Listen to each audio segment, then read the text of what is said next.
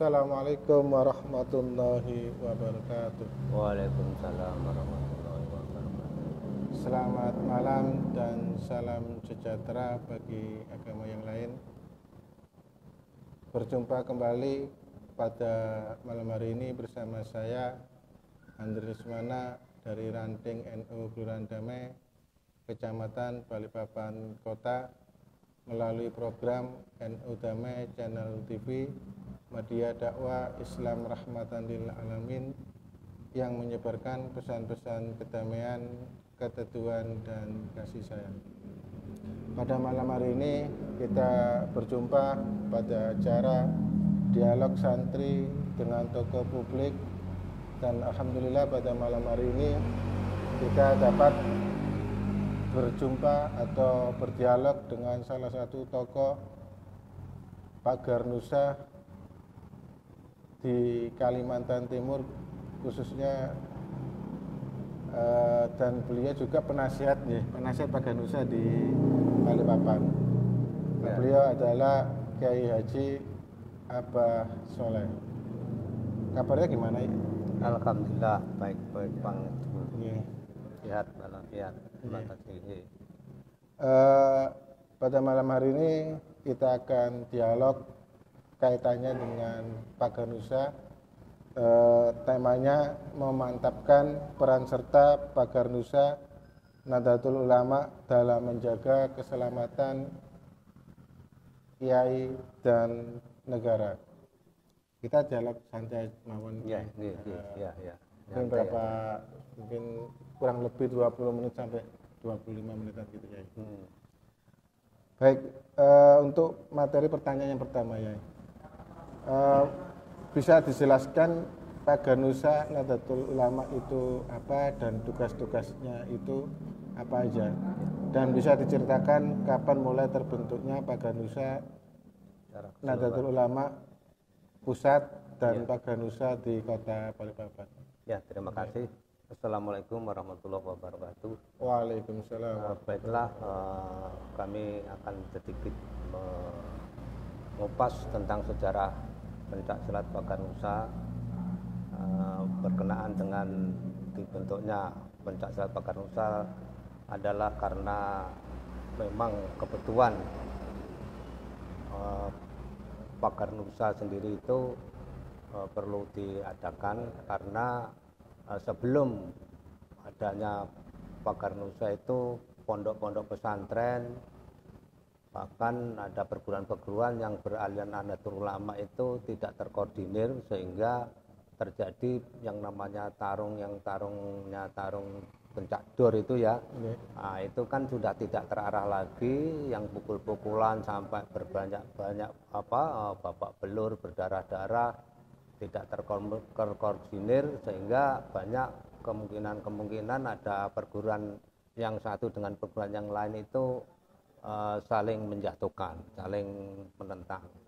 Dan keadaan itulah para kiai, tokoh-tokoh pondok dan tokoh-tokoh para pendekar yang di kalangan NU itu merasa prihatin sehingga ada salah satu seorang namanya Pak Haji Kiai Haji Suwarbillah, yaitu pondok pesantren dari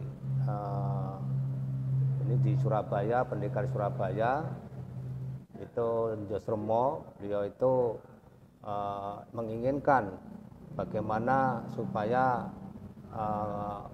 pesilat-pesilat yang di bawah Nahdlatul Ulama itu digabungkan, diadakan wadah. Nah, di situ pada tahun 1985 itu Pak Suwarbillah datanglah ke Kiai Mustafa Bisri di Rembang. Di sana beliau diarahkan untuk bertemu dengan tokoh pendekar namanya Kiai Agus Maksum Jawari di Pondok Lirboyo Kediri. Nah, di situ berdialog, berdiskusi, terus dilanjutkan pada tanggal 27 September 85 itu diadakan pertemuan musyawarah di Jombang, Pondok Pesantren Tebireng Jombang, Nah, di situ dihadiri berbagai perguruan, ada yang dari Jawa Tengah, dari Banten, dari Ponorogo, Nganjuk, Surabaya, bahkan dari luar negeri, luar daerah. Nah, itu juga datang, berbagai perguruan dikumpulkan bagaimana supaya pencak silat ini diakomodir dan diberikan nama supaya menjadi kekuatan pada NU ya. Nah, setelah di situ masih berbagai dialog, belum menentukan apa namanya, masih diperkirakan nama-nama itu diusulkan. Nah, kalau ini dijadikan satu punya wadah, sedangkan di organisasi lain seperti Muhammadiyah kan punya namanya tapak suci. Nah, di NU belum punya adanya.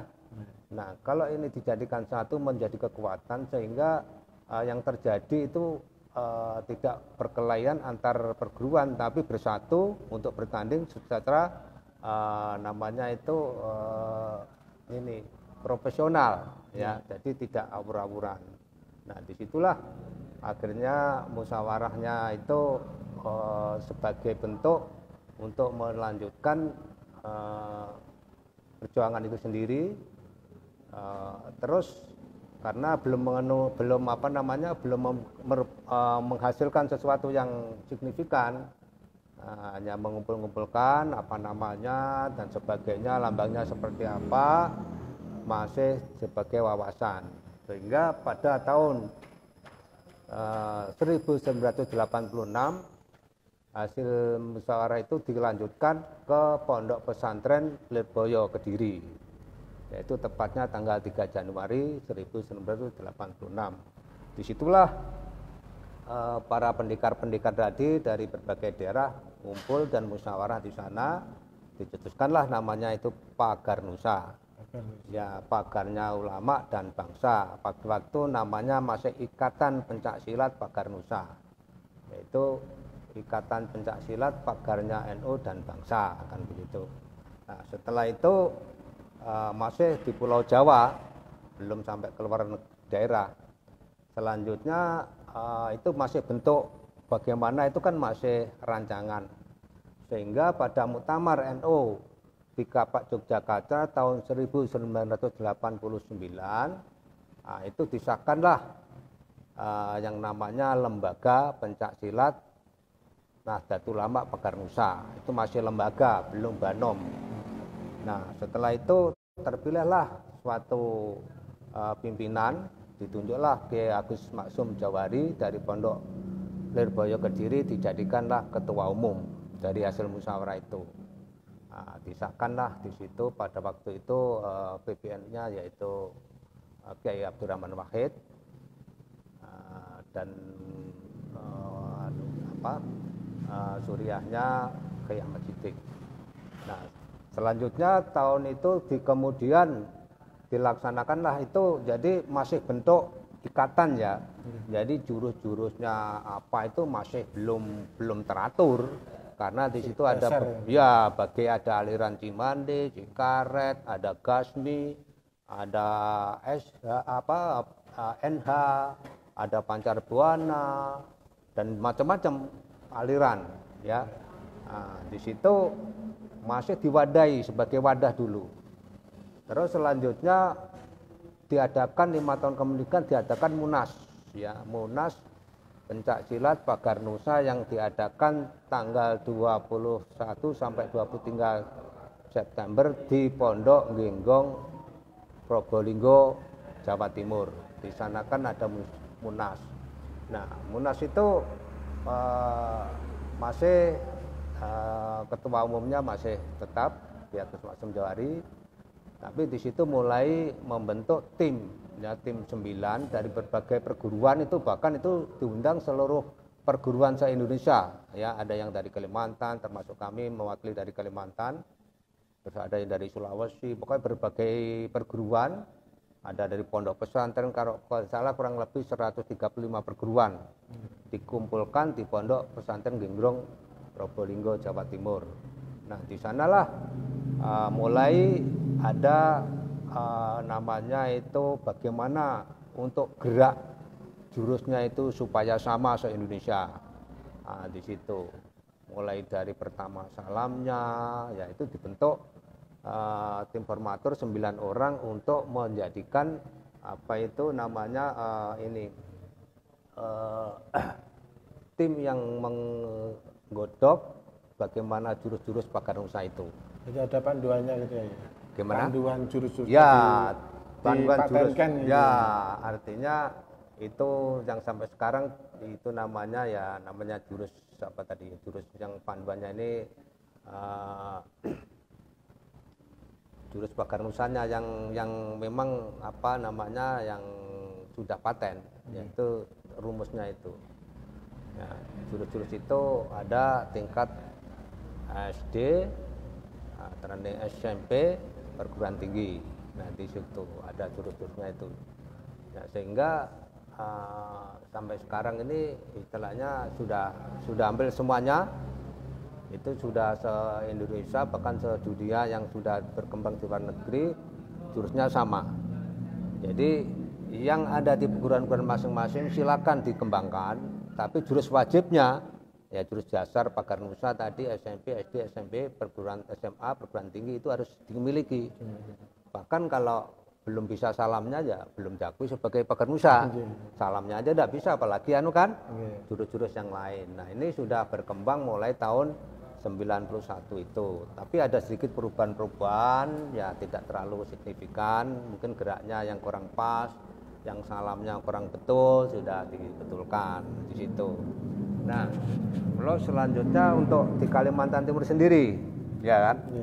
Di Kalimantan Timur sini kebetulan kami yang membawa, itu kami yang membawa itu tahun 1987 setelah di sana.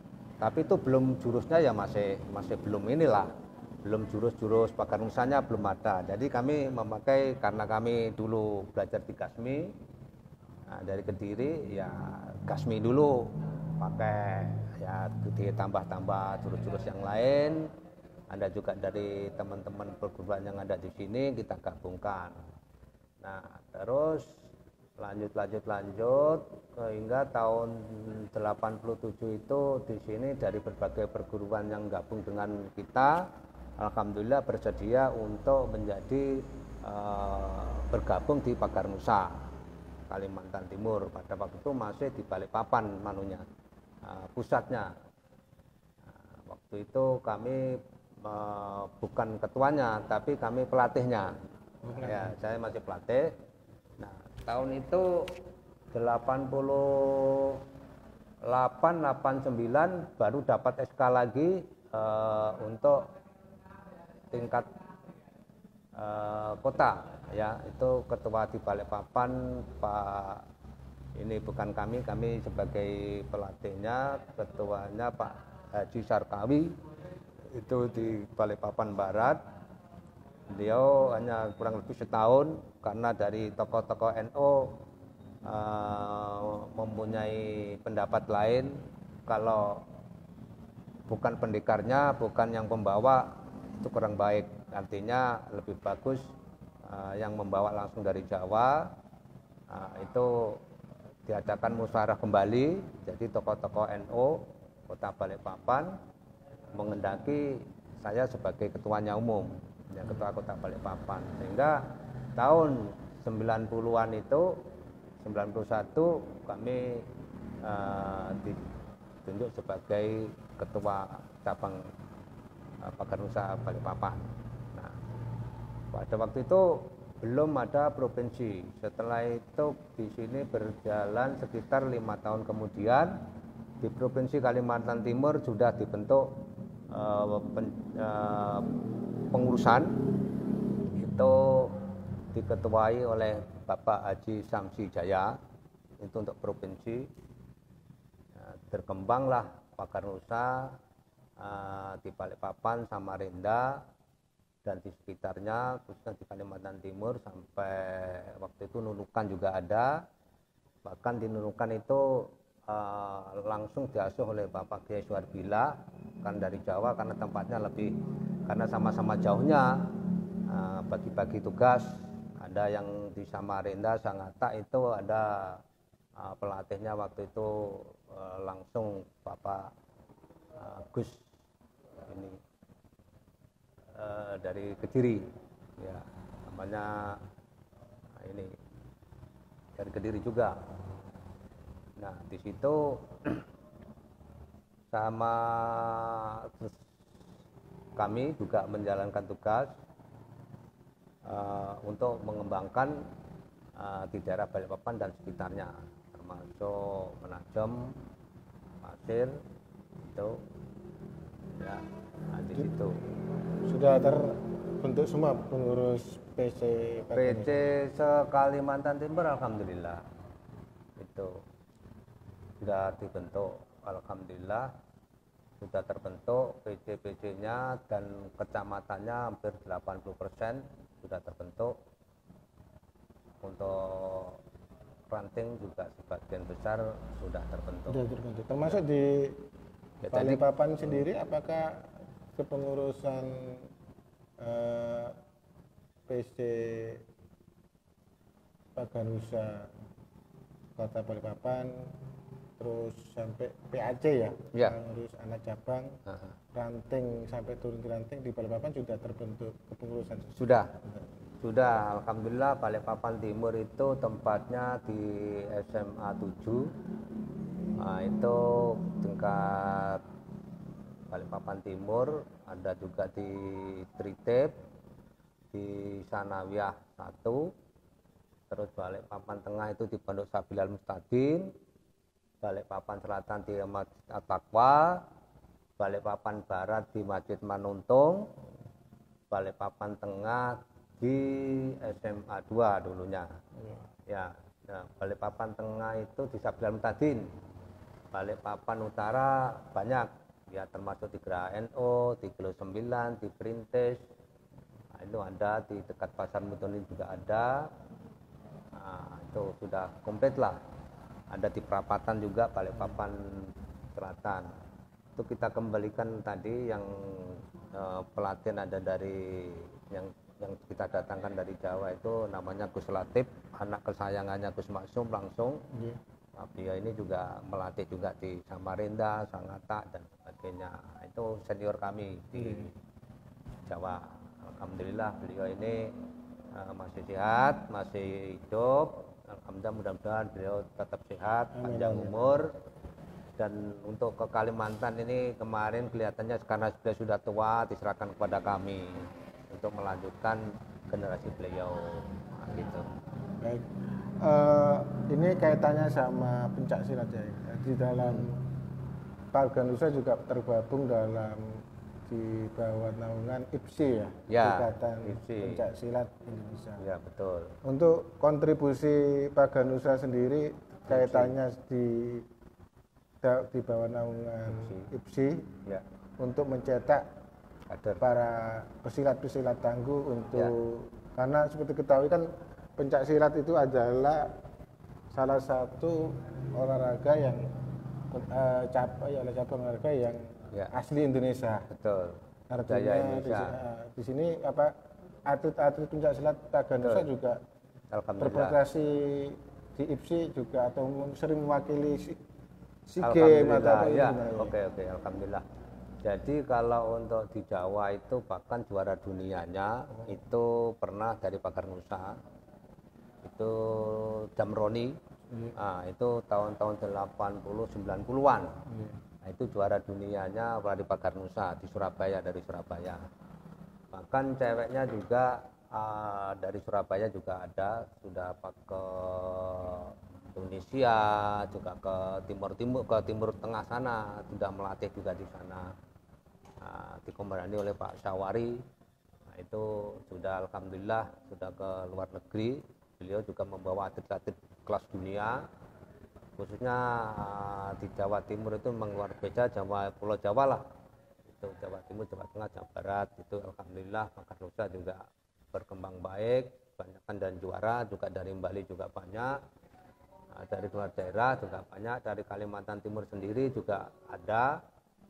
Khususnya di Kalimantan Timur ini untuk juara-juara tingkat provinsi, baik tingkat cabang juga alhamdulillah punya atlet, ya punya atletnya juga ada. Bahkan ada wasit tingkat nasionalnya dari Pakar Nusa juga ada yang diakui IPSI, jadi wasitnya IPSI di sini juga beberapa orang. Di pengurusan IPSI kami juga masuk wakil ketua, ada berapa orang dari Pakar Nusa, alhamdulillah terkoordinasi dengan baik dengan IPSI Kota Balikpapan. Di situ.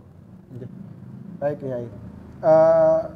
Untuk sejarahnya ya Pak Ganusa ini, untuk bisa dijelaskan peran serta Pak Ganusa dalam menjaga ulama dan menjaga keutuhan negara, kaitannya dengan tugas-tugas Pak Ganusa sendiri. Ya, siap. Jadi memang Pakar Nusa ini dibentuk khusus, ya. Dibentuk khusus namanya pagarnya NU dan bangsa, ulama dan bangsa. Nah itu memang dilatih khusus untuk mengawal kiai, khususnya kiai-kiai yang dari NU. Nah itu memang selain banser ya, kalau banser sudah jelas dari luar itu untuk keluar atau serbaguna lah. Tapi Pakar Nusa lebih khusus lagi untuk mengawal kiai. Nah di situ mungkin diperumpamakan itu Pakar Nusa kayak di TNI itu kayak pasukan khusus gitu ya. Nah itu tadi makanya dibentuk khusus karena di Pakar Nusa ini jenjangnya kan cukup panjang ya. Sakti-sakti gitu ya. Pelatihannya itu kan beda lah kalau dengan yang lain kan. Ya mungkin ya kalau teman-teman kita juga lah, kita di Banser juga sama, kita Pakar Nusa juga ada yang di Banser di ini, tapi Pakar Nusa ini lebih banyak karena pakarnya lebih pada bela dirinya ya. Pada lebih bela dirinya, baik itu ya beda di fisik maupun batin, tenaga dalam. Nah, itu memang disiapkan, jadi pasukan khusus yang memang mengawal kiai. Jadi ya lebih fisik lagi untuk pengawasan pada kiai dimanapun kita diminta, walaupun tidak diminta kita tetap mengawal kiai. Memang itu tugas dari Pakar Nusa itu sendiri. Dan itu akan menjadi tantangan besar Pakar Nusa di zaman sekarang adalah menjaga ulama, menjaga kiai, menjaga NU, menjaga negara ini. Betul ya. Itu tantangan sekarang kan jauh lebih besar daripada dahulu, karena zamannya sekarang zamannya penuh fitnah. Artinya di sini memang perlu kewaspadaan pada betul ya. Jadi memang kita melihat ya media sosial ini kan luar biasa. Bahkan ya ada cacian, fitnah, maki-maki ya. Kita Pakar Nusa ini menunggu komando dari pusat, dari para kiai. Kita tidak bisa berbuat seenaknya sendiri, semaunya sendiri, karena ini kan kalau hubungan dengan fitnah dan sebagaimana yang ada di media sosial itu, ya itu ada urusan hukum lah ya. Urusan hukum, kita tetap menjaga kiai. Terus masalah nanti menghadapi sesuatu yang tidak inginkan, kita ya nunggu instruksi dari pusat, dari kiai-kiai. Otomatis apa yang harus kita lakukan di daerah, apa yang harus dilakukan, apa yang harus kita laksanakan sesuai dengan prosedur yang berlaku di pusat. Ya kita tidak bisa berbuat sendiri-sendiri, itu ada aturannya. Jadi kapan kita berbuat, kapan kita menolak atau kita berdiam diri dan sebagainya, itu ada instruksi. Ya, baik. Tadi Yai sudah menjelaskan tentang perbedaan antara tugas-tugas Pakar Nusa dengan Banser, Barisan Serbaguna. Ya. Untuk mungkin lebih konkretnya bisa dijelaskan lebih detail selama ini kadang masih ada tumpang tindih mungkin dalam tugas itu ya. Mungkin bisa diperjelas sama ya. Jadi ini memang informasi seperti ini sudah sering disampaikan di pusat, yaitu waktu kita musyawarah tingkat nasional di pusat juga disampaikan tumpang tindih. Jadi antar pimpinan pusat ini sudah saling bertemu. Jadi kalau Pagar Nusa ini ya sudahlah, kalau sudah ada banser teman kita juga, Pagar Nusa ini juga ada yang dibanser kan. Tapi artinya kalau banser belum tentu Pagar Nusa, tapi Pagar Nusa rata-rata juga ada di banser gitu. Jadi memang terkadang oper ya, ada yang nanti ketemu dengan banser, ketemu Pagar Nusa. Terkadang kalau kita tidak saling pengertian, tidak ada komando, terkadang double. Nah kita tidak masalah. Jadi selama ini alhamdulillah kita kalau sudah ada banser yang di situ gantian aja lah kita bagi. Kalau sudah ya sudah gantian kan gitu. Ya tergantung nanti kiainya juga, kiainya dari pusat misalnya Pak Kiai Agil Sirot datang, PBNU datang minta siapa yang awal. Nah sementara ini kan ajudan kiai kan dari Pagar Nusa, ya sudahlah Pagar Nusa yang jalankan. Nanti di lapang diatur, di lapangan kan ada banser, ada ini kan, ada Pagar Nusa, ya bagi atur aja. Mana yang kalau sudah misalnya nanti diatur sama pengurus cabang atau pengurus setempat itu ngatur, ini yang awal nanti ini ya saling pengertian aja, sama-sama toh kita ngawalkan kiai juga kan. Nah di situ kita tidak pernah ada masalah di lapangan, bahkan bekerja sama karena sama-sama kita menjaga kiai. Dari banser juga kan jaga kiai, dari NU jaga, dari akar juga jaga kiai, saling mengisi. Ya intinya di situ tidak ada masalah. Kita di lapangan selama ini aman-aman aja, bagi tugas di situ. Nah bedanya kalau Pagar Nusa ini kan lepas usia ya, mulai kecil sampai tua itu Pagar Nusa selalu artinya tidak ada masalah, artinya ada jenjang, ada jenjangnya ya, ada pasukan khusus pasti, ada pasukan ada tingkatan, ya ada tingkatan kan gitu ya. Itu jadi banser ya ada batas usia lah kalau banser kan. Kalau Pagar Nusa kan enggak itu. Baik ya, ini kaitannya sama produktivitas Pagar Nusa sendiri dalam menjaga ulama dan negara ini yang semakin peranannya itu harus dibutuhkan. Namun dalam keadaan sekarang ini kan masa pandemi ya. Ya betul. Ini apa strategi ya dalam biar meski ada pandemi ini eksistensi Pagar Nusa tetap jalan. Ya, jadi memang menurut peraturan pemerintah kan kita tidak boleh berkumpul terlalu banyak, dibatasi. Tapi kita ini kan olahraga, ya kita batasi juga waktunya, jadwalnya kita batasi juga, jaraknya juga kita batasi. Kalau yang namanya olahraga kan bagus saja, berkumpul pakai jarak, pakai masker, protokol kesehatan. Kita ikuti sesuai dengan prosedur yang berlaku. Alhamdulillah lah dari sampai sekarang di Pagar Nusa tidak ada satupun yang kena COVID. Karena memang ya kita olahraga, termasuk malam ini olahraga. Ya kalau siang di kantor kan nggak sempat. Ya jadi bisanya malam ya malam. Jadi di malam ini kebetulan malam Rabu, terus nanti malam Minggu juga ada, malam Jumat. Jadi 3 kali di Geraha ini. Baik, ya, untuk latihannya. Jadi alhamdulillah selama ini belum ada satupun dari anggota kami yang kena wabah COVID-19. Atau sini ya, kaitan dengan perkembangan Pagar Nusa yang selalu mengikuti zaman. Apa strategi Pagar Nusa khususnya di Balikpapan dalam merekrut generasi muda atau sekarang lebih terkenal generasi milenial ya. Oke. Jadi sesuai dengan instruksi para kiai.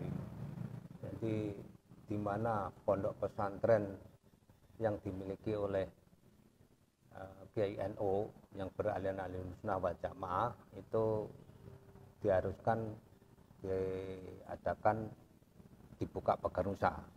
Nah itu jadi mulai SD, SMP, perguruan tinggi sudah kita siapkan. Bahkan di sini sudah hampir pesantren-pesantren yang beraliansi Nahdlatul Ulama itu sudah dibentuk. Nah, strategi itulah yang kita kembangkan ke depan. Cuma ya memang ada tantangan kalau sudah lulus SMA itu rata-rata kan sudah kuliah.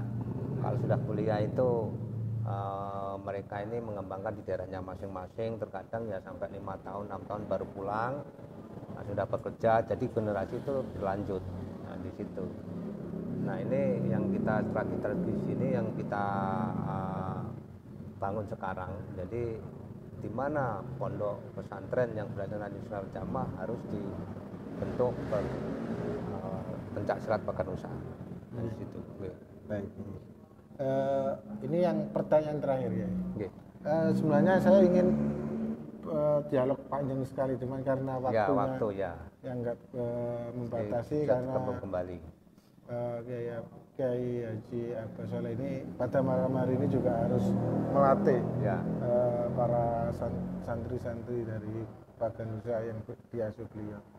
Ini pertanyaan terakhir ya, kaitan dengan apa pesan-pesan Kiai sendiri sebagai salah satu tokoh pagar nusa di Kalimantan, bahkan sampai sekarang pun masih menjadi ketua umum pagar nusa di wilayah Kalimantan Timur, kepada seluruh pagar nusa di seluruh cabang Kalimantan Timur dan khususnya di Balikpapan. Untuk pagar nusa ya, pesan-pesannya apa? Ya, terima kasih. Pesan dan kesan ke pagar nusa khususnya Kalimantan Timur, kita tetap harus memperjuangkan nilai-nilai ahli sunnah wal jamaah dan patut pada Undang-Undang Dasar 1945 dan juga menjaga NKRI harga mati, sudah tidak bisa ditawar-tawar lagi. Bahkan kita berjuang siap lahir maupun batin untuk mempertahankan NKRI harga mati. Nah, di situ. Itu yang perlu kami sampaikan, bahwa kita hidup di Indonesia, lahir di Indonesia, kita harus mengikuti tata cara yang sah di pemerintahan Indonesia, di negara ini. Itu yang perlu kita garis bawahi. Demikian dari kami Pagar Nusa Kalimantan Timur, ucapkan terima kasih. Wassalamualaikum warahmatullahi wabarakatuh. Waalaikumsalam warahmatullahi wabarakatuh. Terima kasih kepada Kiai Haji Abbas Sholeh yang telah berkenan pada malam hari ini berdialog tentang kaitan memantapkan peran serta Pagar Nusa dalam menjaga keselamatan ulama dan negara, keutuhan negara Republik Indonesia. Mudah-mudahan dialog pada malam hari ini ada hikmah yang dapat kita ambil, khususnya Pagar Nusa sendiri kedepannya mudah-mudahan semakin eksis, semakin tanggap menjaga para ulama, kiai dan negara kita. Mungkin itu dari kami. Saya Andri Lesmana dari Ranting NU Kelurahan Damai, Kecamatan Balikpapan Kota, melalui program NU Damai Channel TV mengucapkan banyak terima kasih khususnya kepada Abbas Sholeh yang pada malam hari ini berkenan untuk berdialog bersama kami, dan kami mohon maaf sekiranya pada malam hari ini sekiranya masih ada kekurangan dalam acara ini, kami mohon maaf sebesar-besarnya. Terima kasih. Wallahul muwaffiq ila aqwamit thoriq. Wassalamualaikum warahmatullahi wabarakatuh. Waalaikumsalam warahmatullahi wabarakatuh.